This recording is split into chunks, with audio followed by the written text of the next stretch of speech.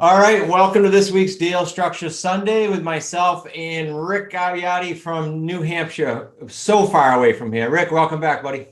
Thanks, Chris.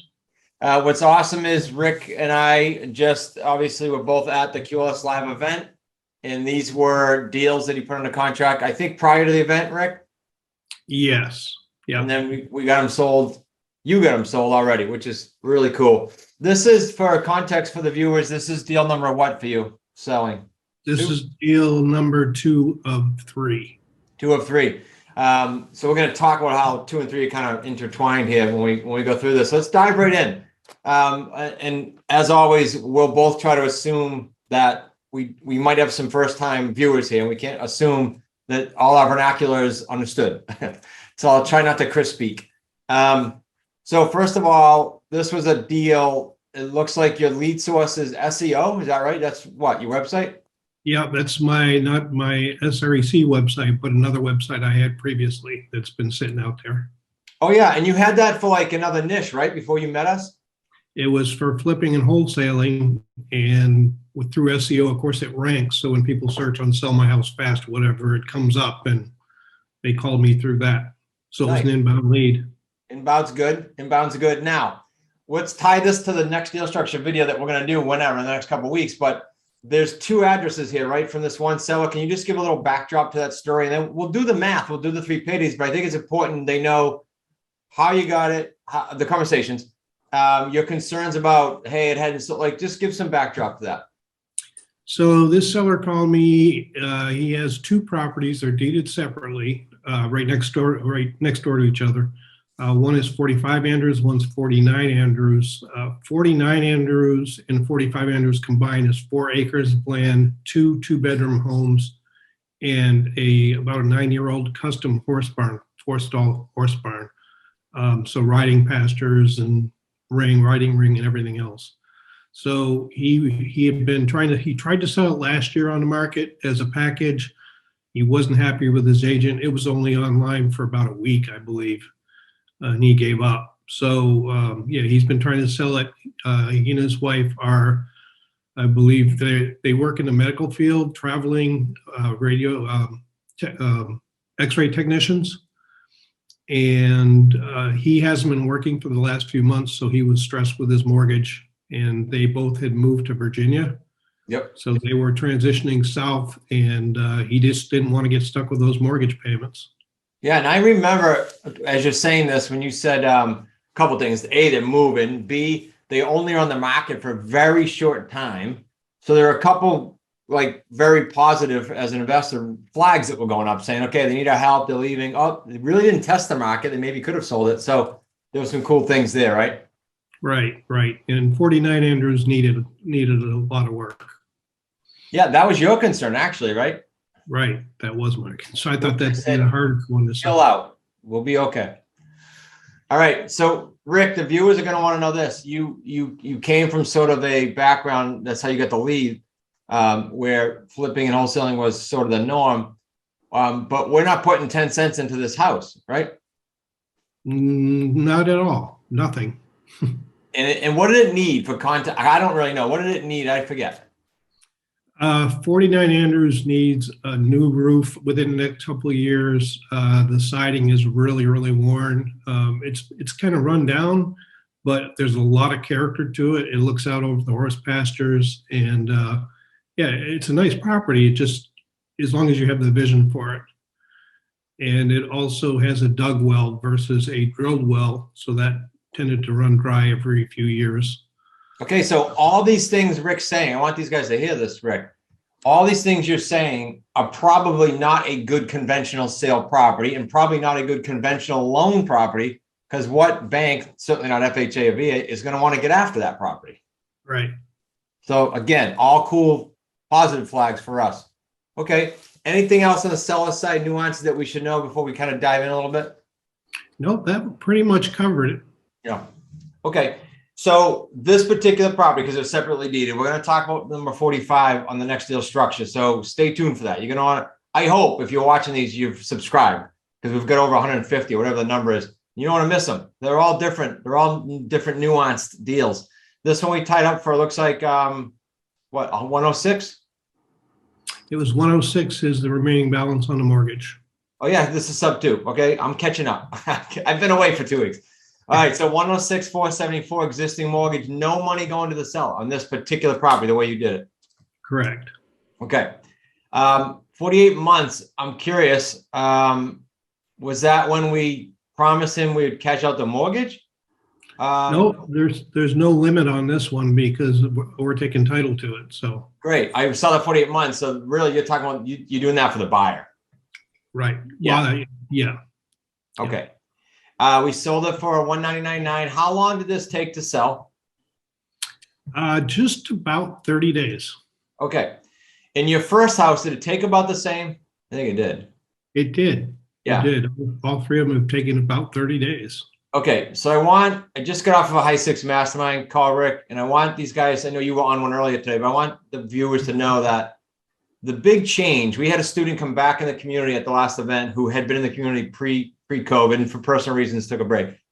And he said, what's changed? This is 10, 20 minutes ago. He said, what's changed with selling these properties? Because I wasn't able to sell my one that I got 3 years ago.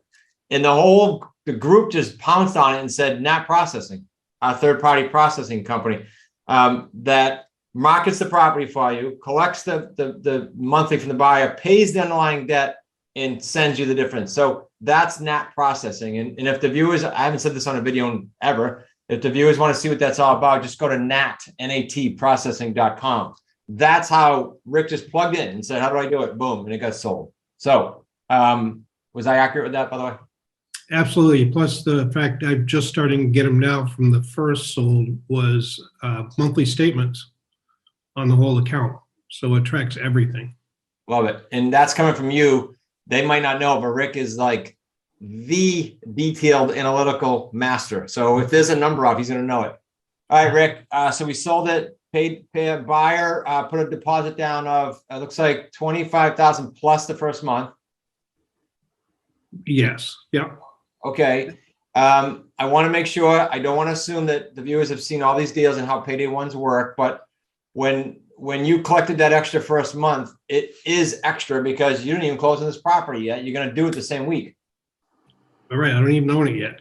So you don't owe the first payment till that next cycle. Right. All right. So therefore, for the viewers to know, Rick's going to collect 25-1 and they're going to get credit for 25-1 when they cash this out someday. That's the deposit. The 1701, that's their first month's lease. That does not credit a deposit down the road. So just for context there again, Rick, before we go to payday 2, what's the motivation behind these buyers? I vaguely remember they're super young, but no, that's not even these. So what's the motivation and what's the makeup of this buyer? This one's also very young, single gentleman, works in the IT industry. He's got a W-2, solid W-2 from there, but his debt to income ratio was borderline. So he does have additional W-2 income that through Screen to Tenant, he did not provide that to them. But he's pretty much ready to get a mortgage. He's mortgage ready, but he didn't show that extra W-2 income. So, but he bought it. He plans on putting a trailer on the property, living in it, and renovating the house. So it's perfect situation for him, and he was ecstatic. Yeah, strong buyer too, because to what you said, you just couldn't prove it yet. Yeah. Love it. Okay. So nice payday 1, almost 27 grand. Payday 2 looks like you got an underlying debt payment on that 106, 474 of 1313. Yeah, the monthly payment on the mortgage, of course, is That's 13. Yes. Looks like. Okay. Yeah, 13. You're right. Okay. And then that's PITI all included? That is. Principal, yes. interest, taxes, insurance, if you're new to real estate, sorry. Payment from our buyer, created a nice spread there of almost 400. Right. So you got 18 grand payday 2 if it goes full term, 48 months. Right. And it's the $13.50 a month payment plus $351 in taxes per month. Well, so that's just how we got to the payment, right? But it's all coming in as their lease payment for the viewer to know. Like the reason we do that is there's 2 pieces to this. When you look at the forms that we provide in the QLS home study course, the form is such that the buyer knows, in some cases, we mark it differently in all of them, that there might be a tack on for taxes, but it's built into the lease. We're just doing that so that they're educated as a new buyer that, hey, when you go get a mortgage, you're going to say, here's your base, but here's your taxes and insurance. This is just some of the logic that goes around behind the scenes so the viewers know that. Right. And it also prevents, kind of reduces the shock when they go to get their mortgage. So they're not paying a lot less and all of a sudden they're paying a big mortgage. Yeah, we're educating them. We're training them to be buyers. Yeah, so when they go in, they're going to go, oh, I understood that. That's how I did my rent to own. They are buyers from every sense. Now, disclosure here, these buyers could cash Rick out in 18 months. And these profits, some of these numbers would be times by 18 instead of 48. They also could decide to stay in because Rick owns this property, or is going to when he closes on it. He didn't close yet. It's in the process. So Rick, you also could, we didn't talk about this, but you also could go to the buyer in a year and go, hey, if you can get your deposit up a little higher so I'm comfortable, I can owner finance you. You never have to go to a bank, which some people get ecstatic with not having to deal with a bank. I know I do. I've already mentioned that to them and they're ecstatic about that even more. Yeah, because even on a small loan like this, you just pay all those garbage fees. Sorry if you're a mortgage officer or a mortgage broker, but it is what it is. And if we can owner finance them on this deal, now Rick's got a 20-year deal that's going to be much more profit than we're showing here, or 30 or whatever, 15, doesn't matter. It's a long-term deal and he's a bank. Yep, love it. By the way, I signed this morning, or I had the trustee sign. I checked the documents on a deal just like this, where we had it sub 2, had a tenant buyer in it. 4 years went by and we said, hey, good news. We'll finance you. You've been great. And so I'm making the story short, but Rick can have that option. So there's always ways to pivot and then get a deal after the deal. Rick, let's talk about payday 3 here. If you're going to go through that with us. Okay, so we had the markup on the home sale. That was what's due on the mortgage, plus, or what's due on the mortgage from the difference between that and the sale price of $199.9. Yeah, so the 106 shrunk to 93 during the 48 months. Right. Okay. What else is in there? Walk us through that. So then we had the principal pay down, and the principal payment, the monthly principal payment's $234 Nice. times 48 months. So that's $11,232. And we subtract out the payday 1 deposit of the $25,100 from payday 1. And that leaves us with a total payday 3 of $79,558.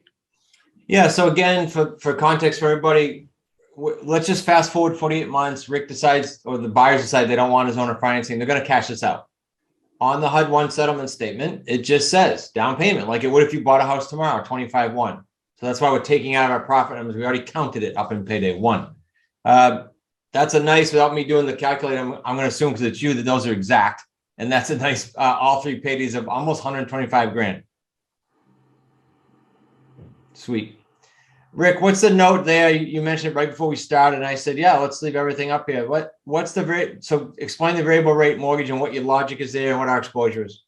Well, actually, when I signed the agreement with the seller, he had it was a 5-1 variable rate. So that's as of, well, last month it fell under the fixed rate, and now it's increasing as of this month.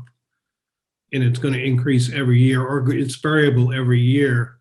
So the original monthly payment was it was around $1,013 was the last payment last month. So what I did is I figured at worst case with assuming a 5% lifetime cap. So I increased it 5%, so it came to $1,313. So I'm figuring conservatively.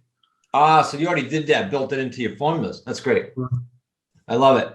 Yeah, I mean, I stupidly did a variable back in like 2000 and I want to say 4. I still own this particular house. This was a conventional deal, not terms. And my payment has ranged from the interest rates range from 8.25 to down as low as 3. I mean, so it is, if you figure the worst case, you're going to love it if it goes below the cap.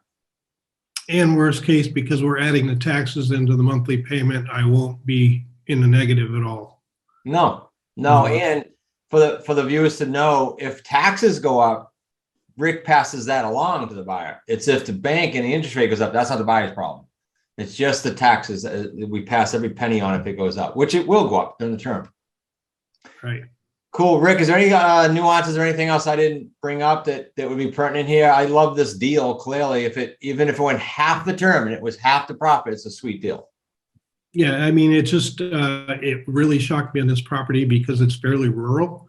I did not expect at all to be able to move this as quick as we did. And through net processing, I had over 200 inquiries over the through less than 30 days. And that's just through net processing, not mentioning the signs that I had out there, the rent to own signs. Yeah. What'd you say this morning? You had like 30 calls from the signs? It was probably about 30 calls from the signs. Yeah. Sweet. Well, congrats on deal 2, Rick.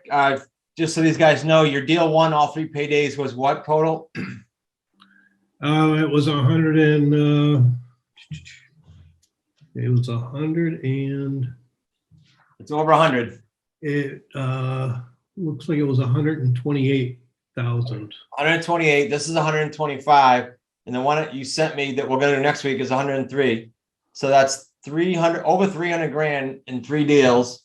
And the first one was owner financing. The next two was sub 2, or The first one was a lease sandwich. Lease purchase.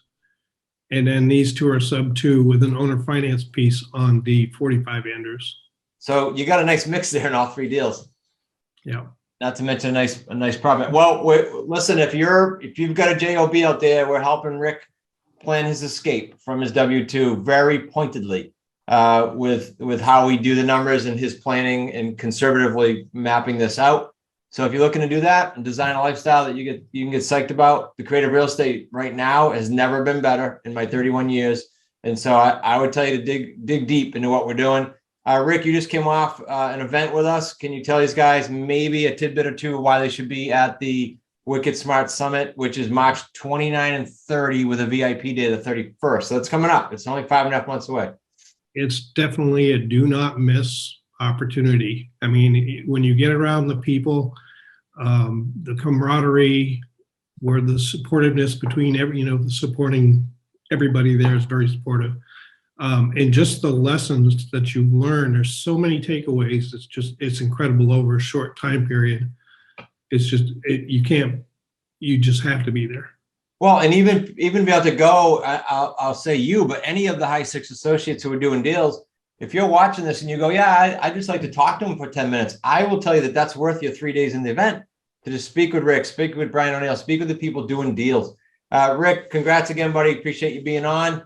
I know you got a busy day today, so I'll let you run, but we'll get together on the next one and get it done. Thanks for having me on, Chris. Thanks, buddy.